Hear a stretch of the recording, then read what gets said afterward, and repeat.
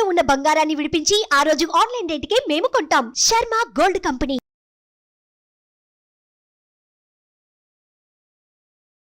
నమస్కారం, welcome to Suman TV. నేను గీతాంజలి. సనాతన ధర్మంలో మనకి ఎన్నో సందేహాలు ఉంటాయి, అలాగే ఎన్నో సమస్యలని మనం ఎదుర్కొంటూ ఉంటాం. వీటన్నింటికీ కూడా ఒక పరిష్కారం ఉంటుంది అని చెబుతారు. వాటిని నివృత్తి చేసేందుకు, మనకున్నటువంటి సందేహాలకి ఒక సమాధానం ఇచ్చేందుకు ప్రస్తుతం మనతో పాటు ఉన్నారు శ్రీ విద్యాపీఠం వ్యవస్థాపకులు. గత 45 సంవత్సరాలుగా శ్రీ విద్య ఉపాసన చేస్తూ ఎంతో మందికి మంత్రోపదేశం చేసిన శ్రీ గురు కరుణామయ్య గారు మనతో పాటు ఉన్నారు. గురుగారితో మాట్లాడి మరిన్ని విషయాలు తెలుసుకుందాం. గురుగారు నమస్కారం అండి. నమస్కారం మామ్. గురుగారు నమస్కారం అండి. నమస్కారం మామ్. ఎలా ఉన్నారు? బ్రహ్మాండంగా ఉన్నాను, నమ్మదయ్య వల్ల. ఇంకా కొన్ని సందేహాలతో మీ ముందుకు వచ్చాను నేను.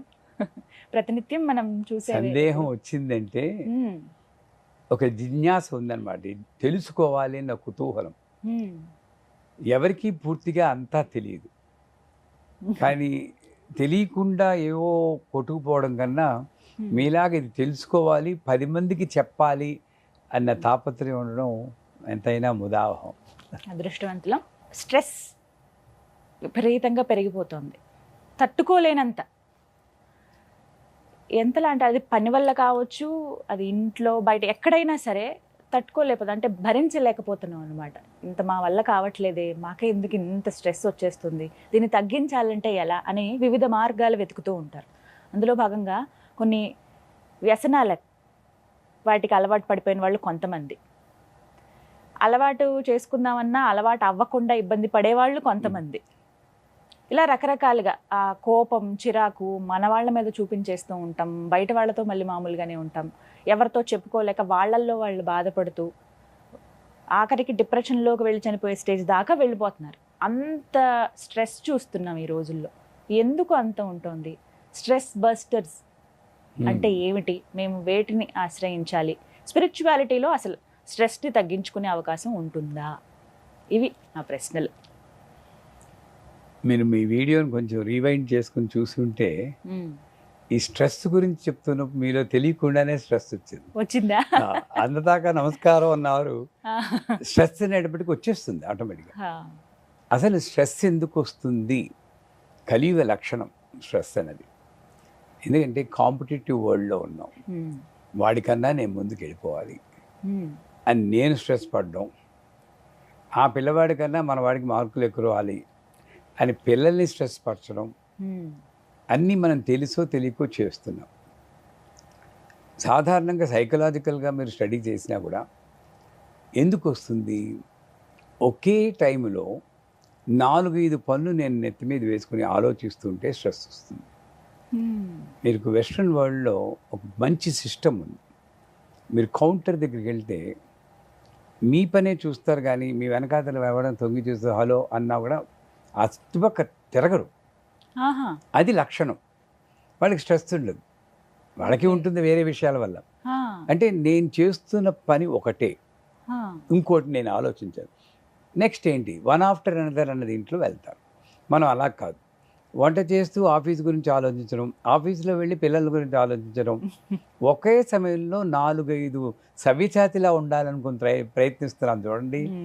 అది ఒక రీజన్ స్ట్రెస్. 2, ప్రపంచాన్ని మార్చాలి అని మన తపన. మనం ఎలా ఉన్నా సరే భార్య భర్త పర్ఫెక్ట్గా ఉండాలి, వాళ్ళకి శాంతంగానే ఉండాలి, వాళ్ళు బాగుండాలి, నాతో బాగుండాలి, నాకు ఎక్కువ ప్రేమించాలి, ఇలా కొన్ని ఎక్స్పెక్టేషన్స్ ఉంటాయి. ఆ ఎక్స్పెక్టేషన్స్ నాకు ఫెయిల్యూర్ అయినప్పుడు ఆ డిసప్పాయింట్మెంట్ వల్ల కూడా స్ట్రెస్ పెరుగుతుంది. ఇంకా ఆరోగ్యరీత్యా బీపీలు ఉన్నప్పుడు స్ట్రెస్ పెరుగుతుంది, అది వేరే విషయం. వీటన్నిటికీ కూడా రకరకాలైనటువంటి సొల్యూషన్స్ ఉన్నాయి. మొట్టమొదటి ఏంటంటే, మనం ప్రాథమిక దశలో ఉన్నప్పుడు, అంటే ఉపాసన చేసి అమ్మవారిని ప్రసన్నం చేసుకుని బాగా రోజుకో 10 గంటలు 15 గంటలు ఉపాసనలో జపంలో గడిపి వాళ్ళకి అది వాళ్ళ విషయం వేరే. వాళ్ళు ఇలాగ ఈ రాయి పెట్టుకుంటే నా వల్ల లక్ వస్తుంది, ఈ రంగు వేసుకో, వాళ్ళు దాన్ని దాటిపోయారు.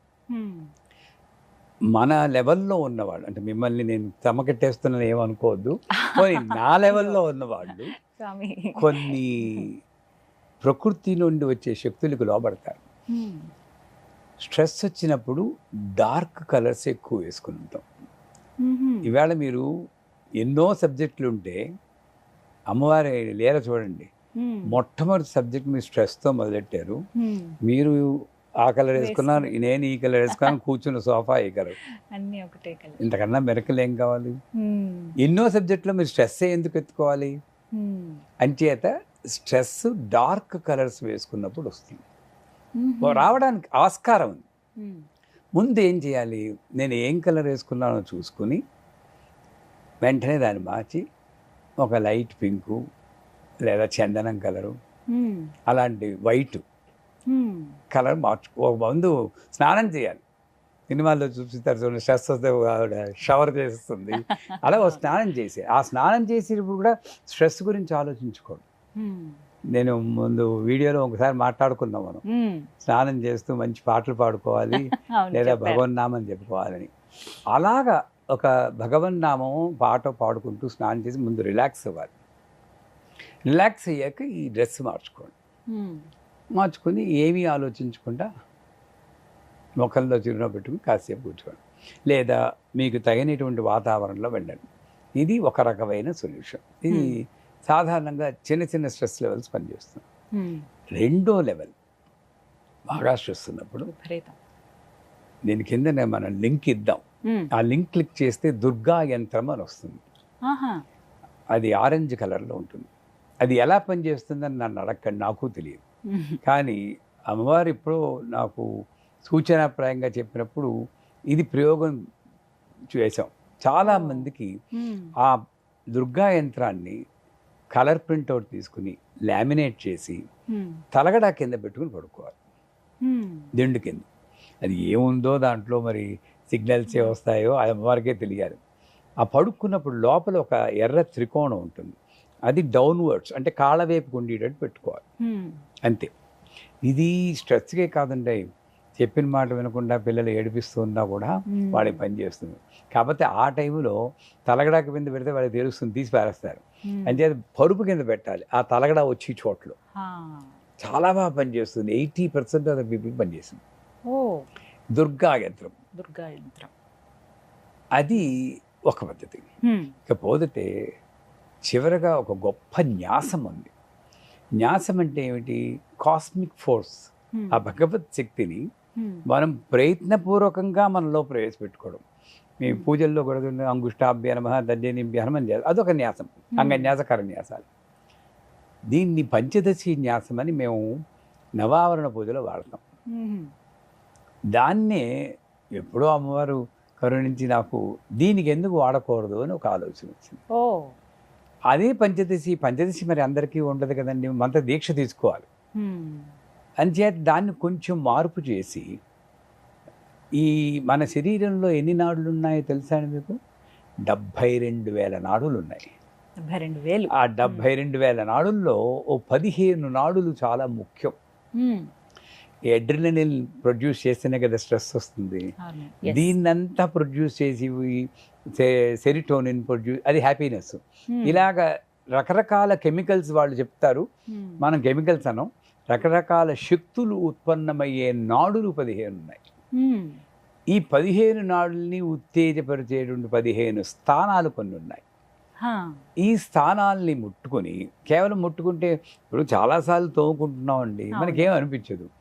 అదే ఓం నమో నారాయణ అని ఇక్కడ ఏదో పెద్ద శక్తి వచ్చేసినట్టు అనిపిస్తుంది. ఎందుకంటే మంత్రం చెప్తూ నేను ముట్టుకుంటున్నాను. సో పద్ధతి ఏమిటంటే ఈ 15 స్థానాల్ని నేను నామం చెప్పుకుంటూ ముట్టుకోవాలి. ముట్టుకున్నప్పుడు ఏమవుతుంది? నామంలో ఆ శబ్దంలో ఉన్న శక్తి, శబ్దం మీద నేను ఫోకస్ చేసినప్పుడు భక్తిలో ఉన్న శక్తి, ప్లస్ స్పర్శలో ఉన్న శక్తి, ఇవన్నీ కలిపి చాలా వరకు బాగా పనిచేసింది. మీరు ప్రేక్షకుల్ని ట్రై చేయమనండి. ఎవరికి చాలామంది ఒక 80% పనిచేస్తుంది. వాళ్ళందరూ మిగతా వాళ్ళకి చెప్పుకుంటే కాస్త జనాల్ని మనం ఉద్ధరించిన వాళ్ళు అవుతాం, ఉపయోగపడతాం. అది ఎలాగా అన్నది ఇప్పుడు చెప్తాను. ఈ శరీరంలో 15 భాగాలు ఏమిటంటే, మొట్టమొదటి భాగం శిరస్సు, రెండో భాగం జననేంద్రియాలు, 3 హార్ట్, 4 కుడి కన్ను, 5 ఎడమ కన్ను, 6 మధ్య కన్ను,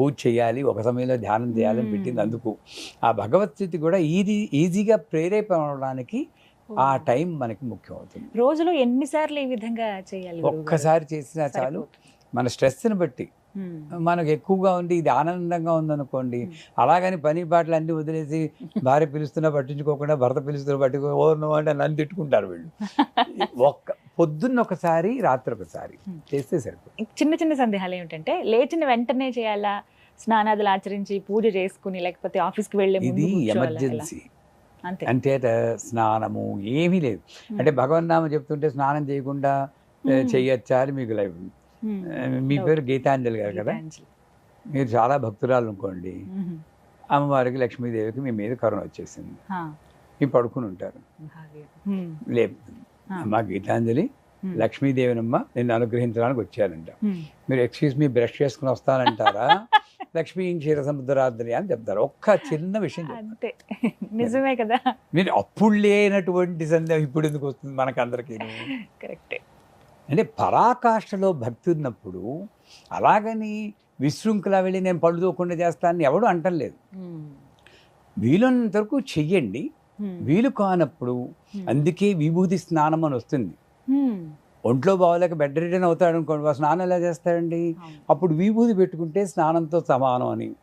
మనం దాన్ని రివర్స్లో మరి రామరామ ఏదో ఉంది కదా, శ్రీరామ రామ రామేది రమే రామే మనోరమే సహస్రనామ తొత్తుల్యం అంటే అది చదివితే వీసాలు చదివిసినట్టు అయిపోయింది అనుకుంటారు. కాదు, ఎప్పుడు ఓపిక లేకపోతే అలా చేయొచ్చు. సాధారణంగా శుచిగా స్నానం చేసి పొద్దున్న చేసుకుంటే, లేదా బెస్ట్ థింగ్ రాత్రి పడుకోబోయి పొద్దునంతా స్ట్రెస్ ఉంటుంది కదా, ఆ టైంలో చేస్తే. లేదా మీకు మీటింగ్ మధ్యలో స్ట్రెస్ వచ్చిందంటే అప్పుడు జస్ట్ కొంచెం త్వరగా.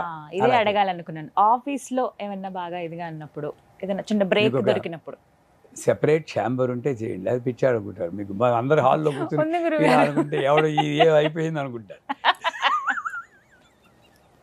క్యాబిన్ ఉంది, కాకపోతే దానికి లాక్ చేసుకుని చేసుకోవాలి. క్యాబిన్ ఉంటే లాక్ చేసుకోవాలి. అందుకే లోక రీతిని బట్టి వెళ్ళాలి.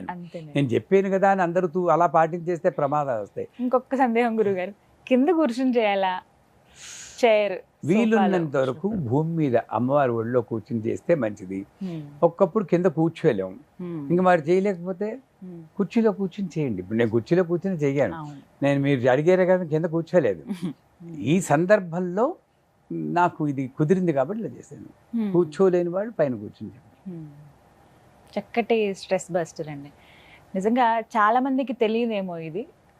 ఈ వీడియో ద్వారా కొన్ని వేల మందికి, లక్షల మంది వాళ్ళు ఏం చేయాలంటేనండి, దీని ద్వారా లబ్ధి పొందిన వారు మీకు మళ్ళీ చెప్పి మీకు కొంత ఆనందం కలిగిస్తే, మీరు ఇలాంటి విషయాలు వాళ్ళకి ఇంకా ఎక్కువ సందర్భం ఏదో పిచ్చి పిచ్చి కమెంట్లు పెట్టడం కన్నా ఇలాంటి కమెంట్లు పెట్టి మీకు ఆనందం చేస్తే వాళ్ళందరినీ నేను కోరుకుంటున్నాను. నాకు ఉత్సాహం వస్తుంది, మీకు. మీ నోటి వాక్కు గురుగారు, నిజంగా మీకు ఖచ్చితంగా స్ట్రెస్ రిలీఫ్ అయింది అనుకున్న వాళ్ళు కామెంట్స్ రూపంలో తెలియచేయండి. అది ఇంకా సంతోషాన్ని ఇస్తుంది మాకు. ఇలాంటివి ఇంకా గురువు గారి ద్వారా తెలుసుకుందాం మనం కూడా. కానీ చిన్న చిన్నవి ఎలాంటివి అంటే, ఏవో సినిమాలు చూసో, కామెడీ వీడియోస్ చూసో, ఇవి ఎక్కువగా స్ట్రెస్ బస్టర్స్గా ఫీల్ అవుతాం. కానీ ఇలా దైవనామస్మరణతో మనలో ఉన్న స్ట్రెస్ని కూడా తీసేయొచ్చని చాలా చక్కగా వివరించారు గురువుగారు. ధన్యవాదాలండి. సుమన్ టీవీలో మీ పర్సనల్ అండ్ బిజినెస్ ప్రమోషన్స్ కోసం కింది నెంబర్కి కాంటాక్ట్ చేయండి.